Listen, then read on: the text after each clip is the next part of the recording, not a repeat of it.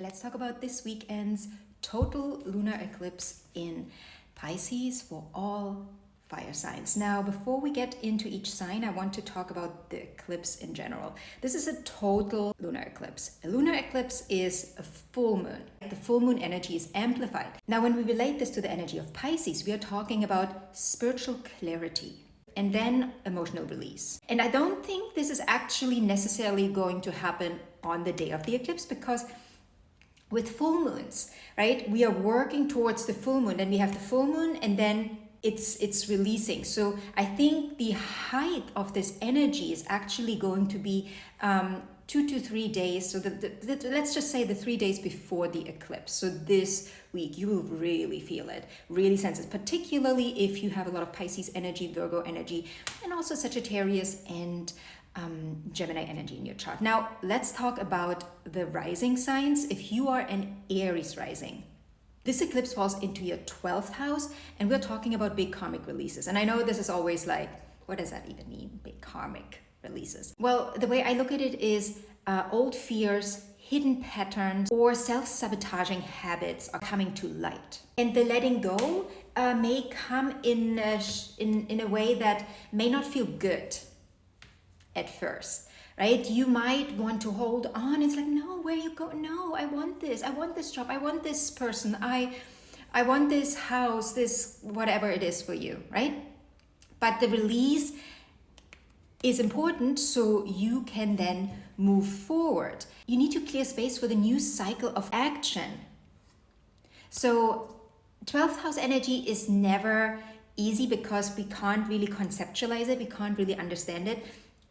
There might also be some health stuff in here, like, you know, you might go through, maybe you're gonna come down with a flu, come down with something that comes out of the blue, seemingly. It's like, oh, why do I have a cold now?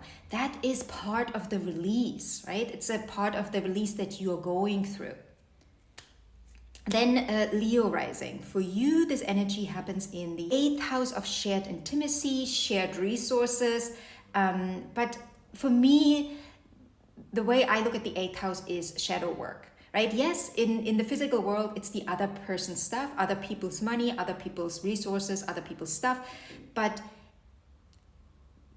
we need to understand that all of that shows up around us is already within us.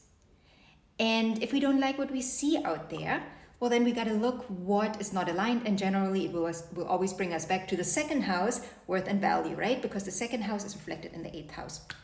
So I think maybe, you know, something outside of you could show up as, you know, you get a huge bill, or there are money issues with someone. The understanding that you have to gain in the 8th house is, okay, where within me do I not feel worthy of actually having this or having that or being with that person or being in that circle, being in that business, whatever it is for you, right? You got to come back to the worthiness part and integrating that. And that is not easy. It's not an intellectual exercise that you're going through there. Another thing here that I often see is that quote unquote secrets are being revealed. And that can relate to relationships, but that can also relate to money, or really any part. But at the end of the day, it all comes back to worthiness, self-worth. And there might also be a shift in emotional or financial ties. The lesson here is it's time to release control and trust the process. And by the process, I'm talking about the inner process, right? Going through, maybe you need to start therapy. Maybe you need to start talking to someone about what is going on, where you are not aligned with yourself, meaning where you're not aligned with the version of you that has the thing that, you know, you actually desire, right? Where's this disconnect? Last one, Sagittarius rising. Now for you, this is a 4th house transit. We're talking home, we're talking family, we're talking who you are behind closed doors, and also possibly emotional patterns that are not serving you. So maybe something around your living situation or your family situation is reaching a turning point, right? Things are coming to a head.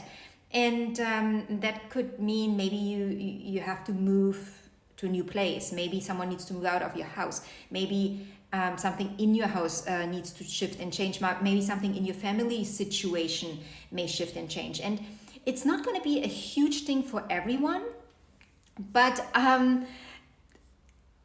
possibly, you know, it will, what I think, it will relate to who you are now, your identity, because, you know, Sagittarius rising, first house, identity, squaring the fourth house of family, home. Maybe who you are now doesn't align with your family values, or the values of your family, and now you have to stand up for yourself and decide, like, again, who you want to be now and how you want to live.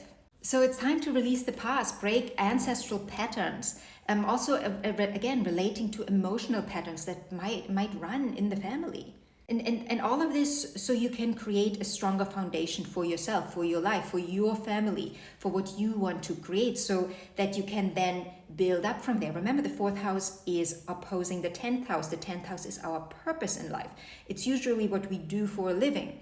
It's always connected. We can never look at this axis separately, right? They are connected. So if this foundation isn't strong, you're gonna struggle up there in some shape or form as well.